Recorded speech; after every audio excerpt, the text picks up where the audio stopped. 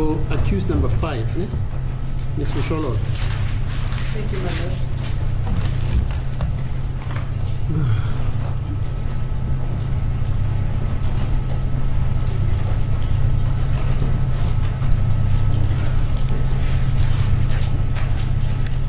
Thank you, my lord. Can I start, my lord? Hello?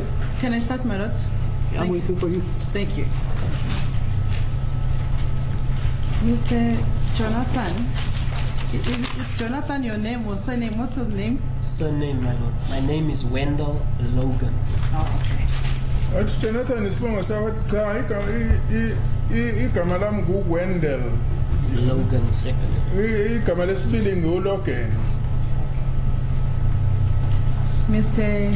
Logan Jonathan, I'm going to start with your participation or involvement on the 19th of June when you escorted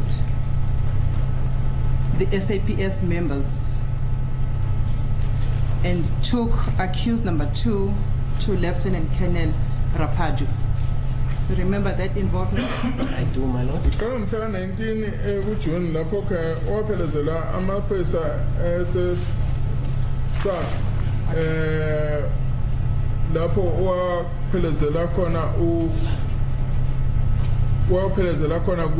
ukuthi baye ku Lieutenant Colonel Rapadu. Lieutenant Colonel Rapadu. Yes. Okay. When were you requested to give escort duties to the SAPS members? Wacela nini ke ukuthi ube semsebenzini ophelezela amaphoyisa SSFs? We are normally informed the day before, my lord. Sijayeleke ukutshelwa osukwini olwandulela lo msebenzi. Okay, let us not generalize now. We're talking about this, the 19th of June, 2020. When were you requested? A day before, my lord. Wathi umhla ka-19 kuJune ngatshelwa ke ngelanda elandulela umhla ka-19. At what time? Ngasiphi isikhathi? When the request was made that the Metro Police should accompany the SAPS members on the following day. Safika nini ke isicelo safika ngasikhathini isicelo sokuthi nihambe niyophelezela amaphoyisa ase-SAPS? In the afternoon, my lord. Yafika ntambama. Yes, at what time? Ngasikhathini? I can't recall the exact time. Cha, isikhumbula isikhathi esiqondile. Okay, who requested you? Ubani wanicela?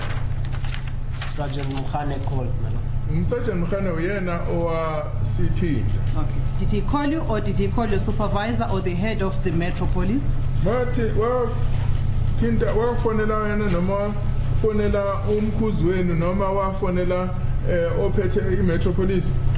Our immediate supervisor was informed, my lord. So cha umkhuzi wethu okhuza thina uyena watshela. Okay. What's the name of that immediate supervisor? Manje lo mkhuzi wenu kubani igama lakhe? Say again, my lord. Your question, just say it again. What was the name of the supervisor who was requested? Superintendent Vishan Singh, my lord. What? Superintendent Vishan Singh. Wathi ke umkhuzi wethu ke igama lakhe uSuperintendent Vishan Singh. It's my immediate supervisor. Yena ke umkhuzi wami ongaphezulu kwami. He was your immediate supervisor on the 19th of June, am I correct? Yena ke oliphethe ngomhla 19 kuJune.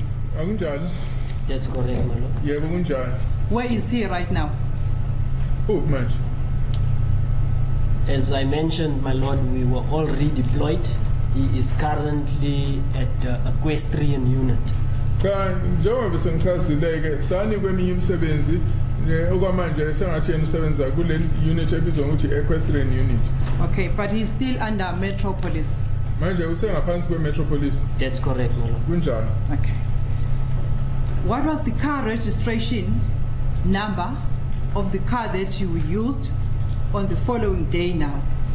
Manje ke inombolo zemoto oyisebenzisa ngalelo ngalamalanga engizowathula zazithini? Maybe to rephrase, on the following day, the car registration number of the car that you used on the 19th of June when you executed the escort duties. Nje yipi inamba le moto license samtha 19 isikhathi ke isemsenzini okuphelezela. Should I mention the Yes, registration? yes. My lord? It's BZ Inamba yakho na ko PZ 35 35 MCGP. NCGP. It's registered under Metro Police cars, vehicles. That's correct. my Usho lord. le moto lena ingaphansi kwesiphoyisa othi yebo. Yes, the logbook. Can we get the logbook for that car? Ile book leyo moto ungakwazi uyithola? Yes, I can, my lord. Yebo ngayithola. Where can we get it? In which Ungayithola? office? If you know. We can arrange from Superintendent Vishan Singh. my lord. Singahlela no Superintendent uVishan Singh. Okay. Do you have the number for Superintendent Vichan Singh? Na inombolo ka Superintendent uVishan Singh? Yes, I do, my lord. Yebo nginayo. Okay. We will also be able to locate the VL of that motor vehicle that you used on the 19th of June. Oh ngayibhile le moto esetshenziswa mhla 19 uJune nayo ngatholakala. That's correct, my lord. Yebo kunjalo. Okay. Was there a written authority permission for you to go and provide services to the SAPS on the 19th of June? Khona ke imvume ebhalwe phansi ukuthi ngomhla ka 19 uJune nanifanele niyosiza ngokuphelezela. My lord, Brigadier Ganinda would email our immediate supervisor requesting our services. Manje uBrigadier Gininda wangathumela ke i-email kumkhozi wethu mayelana nalomsebenzi. No, I'm not asking that. I'm asking if there was a written authority permission that you go and escort the SAPS on the 19th of June. No cha ekubuzayo ukuthi nani iphethe yini imvume ebhalwe phansi ukuthi ningaya niyophelezela nomsolo ngalelo. No, my lord. Cha And the reason why? khona isizathu Reason being that we receive instruction from the supervisor, my lord. ukuthi ke nje thina sathola imiyalelo evela kumkhozi wethu. Oh, okay. So the reason why there was no written authority authorizing you to go and execute these duties, it's because you were given the authority verbal. Am I correct? Manje okuchazayo ukuthi ke imbangela ukuthi ningabi nephela kuchazayo ukuthi niyokwenza lo msebenzi ukuthi ke nani itshelwe ngumlomo kunjalo. Yes, my lord, I would say telephonically, as the supervisor then requested us or informed us that we will be conducting an escort the next day. Cha ngasho ukuthi ke kwaleko kwangena ngocingo lapho ke umkhuzi wethu asitshela ukuthi fanele siyokwenza lo msebenzi ngelanga elilandelayo. Okay. Is there any other time wherein you will be requested by SAPS to provide services other than the cases that were investigated by Brigadier Gininda? Manje sikhona yini isikhathi yena ngicela khona ukuthi niyowenza umsebenzi ngicela abase SAPS ngaphandle kwalesikhathi ngicela uGininda. Only upon request, my lord. Athi ya masiceliwe. Yeah. If our supervisor hasn't received an email or is not informed about an escort, we would not conduct it, my lord. Kama ukuthi umkhuzi wethu akazange athole isicelo sasingeke sikwazi kuyowenza lo msebenzi. Now let's come to the time when the accused was handed to you. Was that your evidence? Accused number 2 was handed to you on the 19th of June in the early hours. That's correct. Ekseni ke umsolwa wesibili wanikezelwa kunina akunjalo wathi Okay. yebo. With the permission that was granted to you to go and escort the SAPS, your main duties was to escort. Am I correct? So ke kule mvume enanikwe yona ukuthi nihambe niyophelezela umsolwa kusho ukuthi kumsebenzi wenu ngalula ngokuphelezela ngithi That's correct, my lord. kunjalo. And the handing over of an accused person from one SAPS member to another SAPS member was not part and parcel of your duties. Kusho kunikezela kokamsolwa esuka komunye osesiphoyiseni eya komunye osesiphoyiseni kongewona umsebenzi wenu anginjalo? It is part of my duties, my lord, as we are not just limited to escorting. Ka lokho okunye komsebenzi yethu ngoba phela asivalelwe ukuthena umsebenzi siwenzayo nje kuphela. Okay, what other duties were you authorized to do other than the escort? Because I missed that one in your examination in chief. Cha ngidingayo ukuthi ngifuna ukwazi ukuthi yini enye enene gunyezo ukuthi ningayenza ngaphandle ke nje kuphelezela. My lord, we are required to safeguard the suspect and the investigating officers. Manje sifanele sivikele umsolwa nomphenyi. Me handing over the suspect was merely the fact that my assistance was required from Sergeant Muhammad. So mina ukuthi ngiyezele ngumsolwa ukuthi usizo lami ledingeka lidinga Sergeant Muhammad. He could have asked any other police officer, my lord. Wayengacela nanoma iliphi iphoyisa.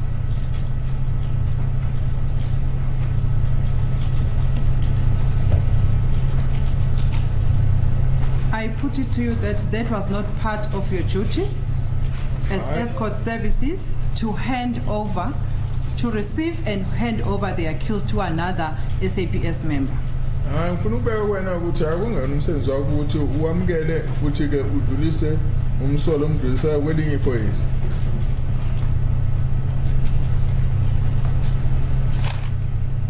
Okay, let's continue. Let's move on. And then you said you received accused number 2. At what time was that? When you received accused? Wena ke wamukela umsolo wesibili ngasiphi isikhathi? The exact time, my lord, I can't recall. Can't recall. But the confession or statement took around about approximately 3 hours, my lord. Cha angikwazi ukubeka isikhathi esiqondile kodwa ke ukuthi ke amukele icala kubhale statement esambelana naloko kwathatha amahora amathathu. Okay. And where were you when accused number 2 was handed to you? Olaphi ke wena umsolo wesibili menikezelwa kwena? Before handing him over, my lord, or after I received him? Engakanikezela kumina noma engingakama sengimamukele. When you received accused number 2. Uma wena wamukela umsolo wesibili. I was at the vehicles outside, my lord. Ngangisezimotweni ngaphandle. Okay. So, is it your evidence that when you received the accused, he was not kept in any of the police cells? Shoyo ukuthi wena umuzomkwamukela umsolo engagcinanga kwamanye amasela. That's correct, my lord. Kunjani? And you don't know at what stage they've arrived there at Moroka Police Station? So awazi ke nokuthi bafika nini lapha eMoroka Police Station. That's correct, my lord. Kunjani? And you have no record as to when did you receive accused number 2 at Moroka Police Station? Futhi kawazi ke nokuthi ubhalwe awukho la kubhalwe khona yini ukuthi wamamukela nini umsola eMoroka Police Station. I have no record, my lord, but I did mention that our shift started 6 o'clock in the morning and I arrived around 6:30 at Moroka SAPS. Kanjalo sengishilo ukuthi angikho la engathi ngibhale phansi khona kodwa ke bese ngishilo ukuthi thina uqala ukuthi kungena umsebenzi ngena ngo6 ngafika ngo6 eMoroka. And there is no occurrence book from which you signed for the suspect that you received from Sergeant Mohan, is that correct? So akho occurrence book la bhala kuyena ukuthi wamukela umsola umthatha kumSergeant Mkhala kunjani? Occurrence by OB, I mean occurrence book of a police station. Uma ngithi OB ngikhuluma nge-occurrence book yase police station la bhala khona ukuthi kwenzekani. I'm sure there was one inside the CSC, my lord. Kanguthi eyikhona engaphakathi CSC. But you as a person who received the accused from Sergeant Mohane, you never signed any occurrence book. Wena nje umuntu wamukela umuntu kuSergeant Mkhala usho akukho la wabhala khona ukuthi sengiyamamukela manje.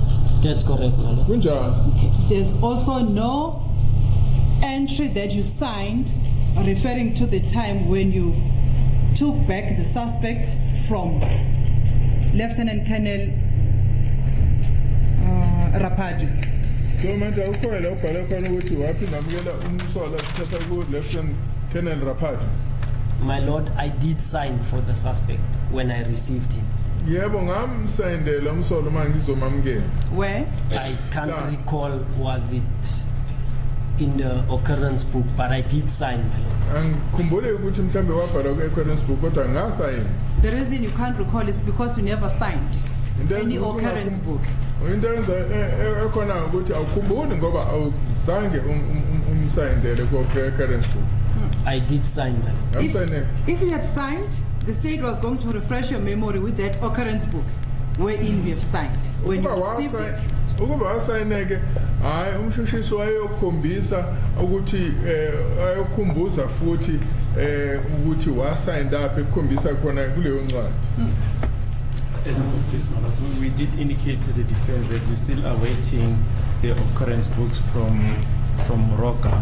I think it's an unfair question to the witness if we haven't received those books. We did receive something, but it's not what we wanted. So they're still trying to trace that occurrence book. Yes. My lord, if that is the case, then there is a problem.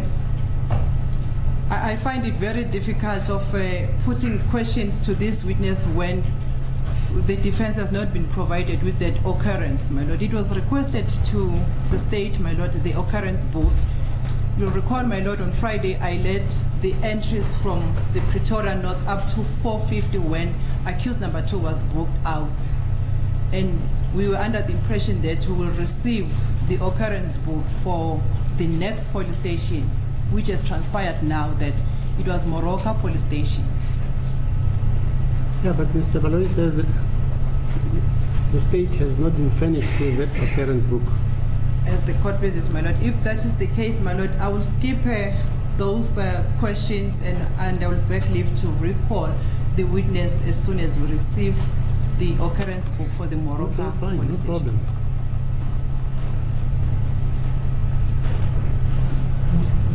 Okay, let's move on. You said, do you recall when did you book accused number 2 back after receiving him from Colonel Rapadu? Waba ezombhalisa yini umsolwa umusu buyisa so Colonel Lieutenant Colonel Rapadu? After receiving the accused, my lord, we went to the vehicles outside. Emva ukuthola ke umsolwa sa ukwamukela umsolwa wesahamba sayizimotweni ngaphandle. Yeah, after receiving accused number 2 from Colonel Rapadu, what did you do with accused number 2? We went to the vehicles, my lord. Manje emva ukuthi uthole umsolwa umthatha Lieutenant Colonel Rapadu kwanasa nenza nothi saye emotweni. So he was not booked back into any police cells? So akazange afakwe emaseleni amaphoyisa. No, my lord. Cha.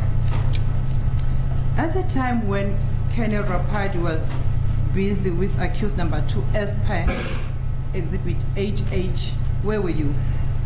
Manje umsolwa umise busy no Colonel Rapadu njengoba kubonakala ku-exhibition HH wawulapho wena? I was outside, my lord. Ngangingaphandle.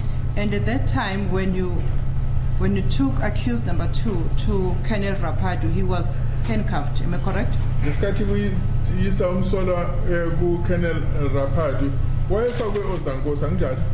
That's correct, my lord. Yebo kunjalo. So why was it necessary for you to remain at that place where the so-called statement was taken if he was handcuffed?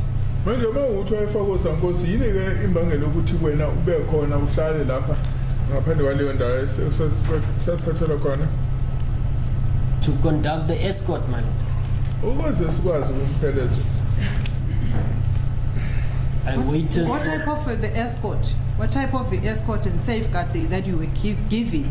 If a person is handcuffed, his movement was limited. Am I correct? Phela umuntu kumafakwe ozankosi akakwazi ukunyaza indlela athandayo kunjalo. That's correct, my lord. And it was at the police station. Kwasesikhumulweni samaphoyisa kunjalo? That's correct, my lord. Yebo kunjalo. And at the police station there were other SAPS members. Lapho ke ayakhona amanye amaphoyisa kunjalo? That's correct, my lord. Kunjalo. Yes, that's why I'm asking, why was it necessary for you to remain there? Mina ke ngibuza ukuthi yini ke isizathu sokuthi okuphoqelela ukuthi ube uhlala ukhona la? My lord, we were instructed to conduct the escort. So the suspect went inside to Colonel Rapado to do a statement. I had to wait for him to complete the statement, my lord. Yeah, thina sesifanele kuphela ukuthi sivikele umsolo engaphakathi ethatha statement. Sasifanele ukuthi simlinde azaqede. You know what? I put it to you that the reason why you remained there, you were for a specific purpose to induce fear to the accused number 2, my lord, and to make sure that he complies with the instruction of the police officer that he was told to do. Ngizokutshela ukuthi sizathu kwakuyini. Kwawukuthi wena lapho ufanele wesabise umsolwa futhi ke wenze ukuthi aphoqelele ukuthi enze lento akwakuthiwa ufanele ayenze. My lord, after handing over the suspect, Colonel Rapado requested me to leave his office. Emva ukuthi ke nginikezele ngomsolwa uKenel Rapado wangicela ukuthi angiphume e-office lakhe. When I left his office, my lord, I went outside to the vehicles. I'm waiting for the instruction or completion of the statement, my lord.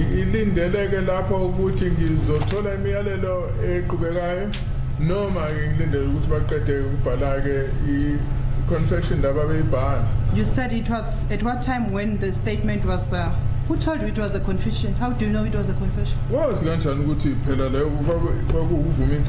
I mentioned statement or confession, my lord. How did you know that the accused was, the purpose of accused to go to Colonel Rapado was to make a statement? Because you were giving a backup.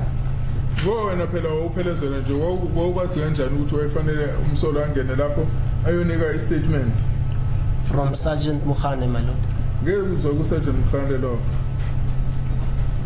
Then you said at what stage was the statement completed? Come again? You said at what time was the statement completed? At Morocco. It took approximately 3 hours, my lord.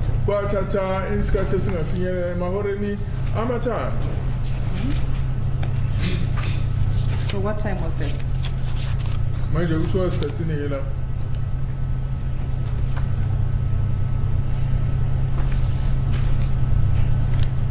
You can't recall. Just before 12, my lord. Okay.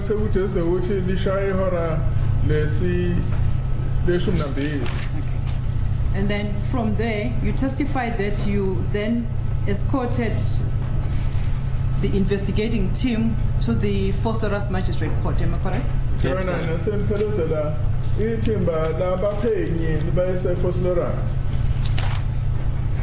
On top of what we have said when we are being asked by counsel for accused number 1 and 2, did you see accused number 2 appearing in a court before the magistrate in Force Magistrate Court?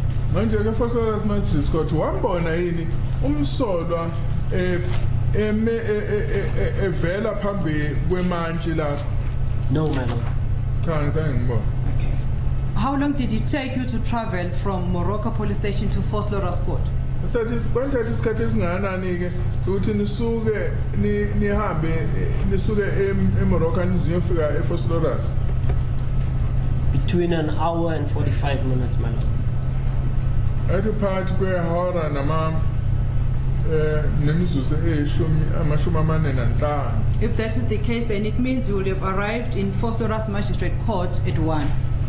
Ushuthi ke nani yofika emantshini zase Force Lawrence go ngehora lika 1 emini.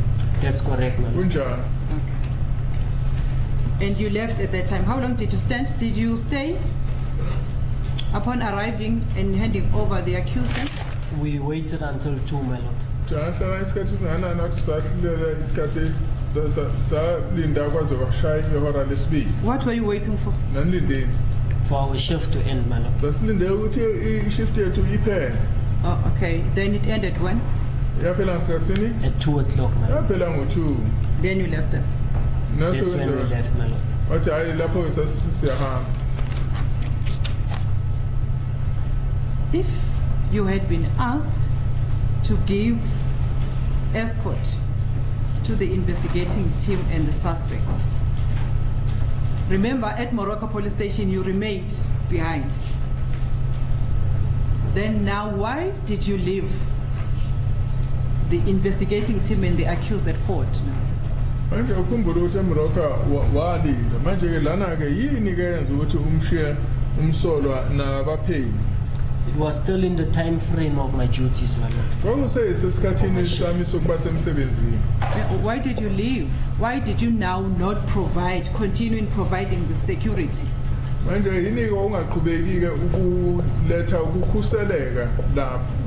Yini indaba wakhetha ukuhamba? My lord, on that one, it needs to be allowed or approved by our supervisor, my lord. Kodwa hayi lokho ke kwakufanele kuvunywe umkhuzi wethu. Yes, for us to continue, my lord. Ukuthi ke sithina siqhubeke. It's fine, I'll take it. You don't want to answer my question. Let's move on. Bona sengathi awufuna ukuphendula umbuzo wami ke asiqhubeke. Let's move on now to the 24th of June. Asihambeke manje sekumhla ka 24 kuJune. When you provided your services, escort services. Lapho ke wanikezela umsebenzi wakho upheleze. To Boksburg Magistrate Court. Ubuya Magistrate Court yase-Boksburg. Magistrate, Miss Cronje. Thank you, Madam. Miss Cormier testified and made marks on Exhibit JJ. Manje ke uMagistrate Cronje waphawula phawula wakhe kukhona lapha kule Exhibit JJ. And when he testified that she saw Sergeant Mohane accompanied by heavily armed Metro Police officials. Uthi ke lapho wabona uSergeant Mohane ephelezelwa yithimba la maphoyisa, of which most members left when asked for their appointment. Manje kuma sebebuzwa ke ukuthi ke babekisile yini ukuthi kushuthi singathi phecelezi appointment bavele bahamba. 2 remained behind. Ababili ke basala. Sorry, not behind, my lord. 2 remained outside the office door. Amanye ke ababili ulungisa lapho ke basala ngaphandle kumnyango. Do you understand that? Yakuzwa lapho. That was said by the magistrate. Iloko kwaphula uMagistrate. Who were heavily armed. Ngobani ke laba bebehlomile? Ask, my lord. Kwakuyithi? Yeah, give us the names of those members who were heavily armed. Cha, nginika amagama abo bonke laba behlome kakhulu. We were in full uniform, my lord. Sasiqokile uniform yethu yonke. Give me the names of those who were heavily armed. Nginika amagama Names. alaba ababehlome kakhulu. 1, Constable Lissering, my lord. Uqala Constable Lissering he was heavily armed. wayehlome kakhulu. Yes, my lord. Okay. Second one.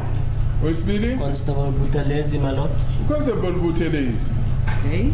3, Constable Wesathu Mapumulo, my lord. kwakuMaphumulo. 4, Wesine It was myself, my lord. kwakuyimina. and who else? Omunye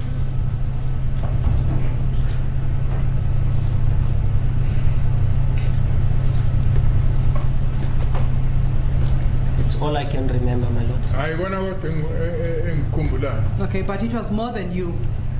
Kusho ukuthi babe ngaphezulu kwalowo. Members of the Metro Police who were there. Ngisho ukuthi amalungu eMetro Police ayekhona la. It's just that you can only recall these 4. Okusho ukuthi okuwenake nje ukukhumbulayo wazi ukhumbula laba abane kuphela. I can only recall the 4, my lord. Hayi ngikhumbula laba abane kuphela. And Mrs. Cronje further says they did not comply with the instruction of giving him the certificate, the appointment certificates. They left, only 2 remained. Wathi ke hayi ke Mrs. Konye imanje ke yatshena abakwazanga ukuthi basinike izertificate zokuqashwa kwabo kwanje kwasala ababili ngaphandle. We remained, my lord, and provided our appointment certificates. Sahlala lapho sa banika izertificate zethu zokuqashwa. Did you understand the statement I put you? Was sizwisisa yini statement esabeka phambi kwakho? Yes. Can you answer it? Ngeliphele ukuphendule sona leso statement. The other members were outside, my lord. Namanye amamlungu ayengaphandle. Outside where? Phandle kwani? At the vehicles, my lord. Ezimotweni. Oh, okay. So as soon as the magistrate requested their appointment certificates, they left into their cars. Kushuthi emva ukuthi ke imanje icele That your evidence- certificates zokuqashwa bavele basuka baye emotweni. My lord, I won't say that they left. They were outside and they were available to provide their appointment certificates. Cha, angeke ngisho ukuthi bahamba. Babe ngaphandle futhi belungele ukuthi bangaziletha izertificates zabo zokuqashwa. Tell us one thing. The magistrate won't lie. The magistrate testified in this court that he requested their certificates appointment and they did not comply. Instead, they left the area where they were when she saw them. That was the magistrate. Manje Only 2 officers who remained. imanje ayikwazi ukuqamba amanga. Wathi ithi manje yaletha ufakazi ukuthi yathi ngicela izertificate zokuqashwa kwabo base beyasuka bayahamba. Kwaze kusabala ababili kuphela la ngaphandle. Ms. Mshololo, I know. Sorry. Sorry, madam. What should I make of that statement? The magistrate won't lie. Sorry, my lord. Can I withdraw that part? Yes. Thank you, my lord. This is the only court that can determine whether The a witness magistrate. lies or not. As the court business. My apologies, my lord. No, you don't have to apologize. That's the law. Can I proceed, my lord? Yes. Okay. Yes, can you answer the question? Ungakwazi ukuqhubeka uphendule lo mbuzo? I think I've already said. My lord, as for the reason why my fellow colleagues did Left. not provide their certificates, Yes. I don't know, my lord. Okay. But when Thank you. Angikwazi ukuletha izathu zokuthi indaba laba engisenza nabo bengakwazi ukuthi bakhiphe izertificate zabo zokuqashwa. Okay. And it was only you and who gave the certificates? it was myself and Constable Lissering, my lord. Well, imina no Constable Lissering phela abakwazi ukukhipha izertificate zethu zokuqashwa. Okay. Were you from the same office together with others who left? Nani vele office elilodwa nalabo abahamba? The same office, my lord? Yebo, I mean, were you from the same office? Yes, my lord. We were all from the same office. Yebo, sasiphume office elilodwa.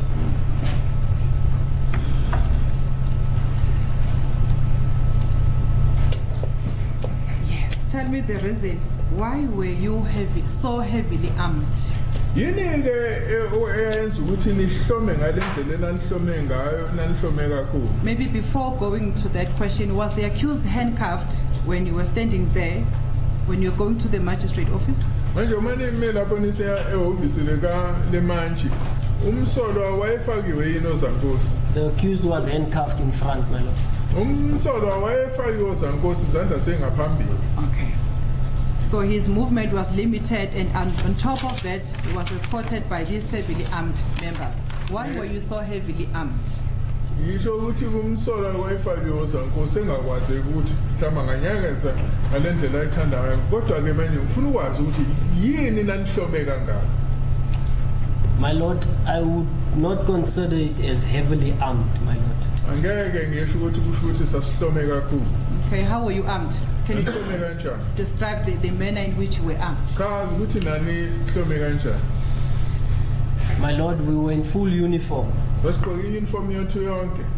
bulletproof vest, my lord. Sasikhomena naloku ukuvikela ukungena kweinhlamvu zesibhamu. On top of the bulletproof is a battle jacket, my lord.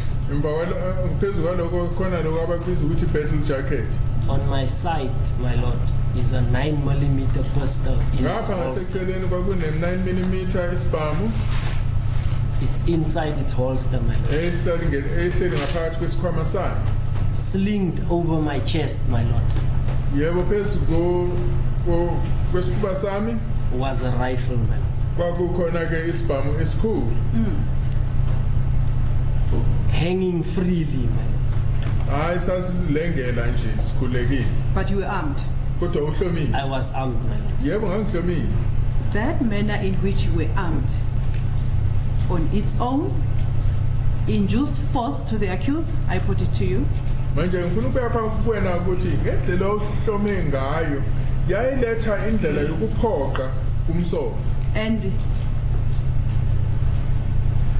the reason you were so armed in the magistrate court and especially into the office of the magistrate wherein the statement was made, it's because you wanted to induce fear to the accused to make sure that he complies with the police instruction. As a court, please, my lord, can we just establish from counsel what is the basis for saying so that that they were any basis for that assertion?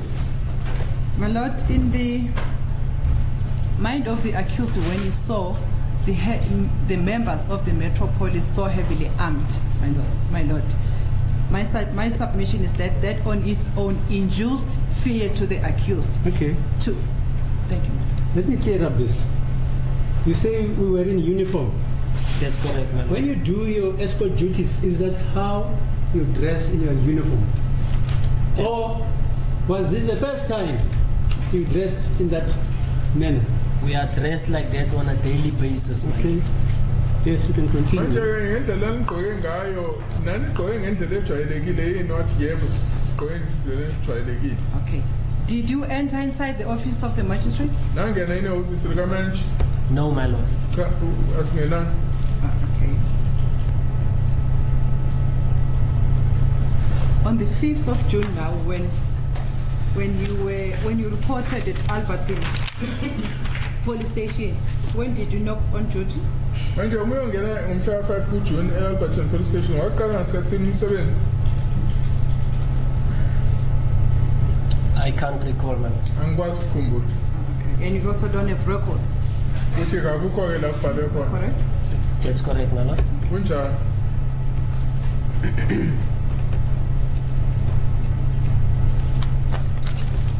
On the 30th of May 2020, when did you knock on duty? Ngomhla 30 kuMay 2020 wangena ngasikhathini emsebenzini. I was not present. Kangingekho.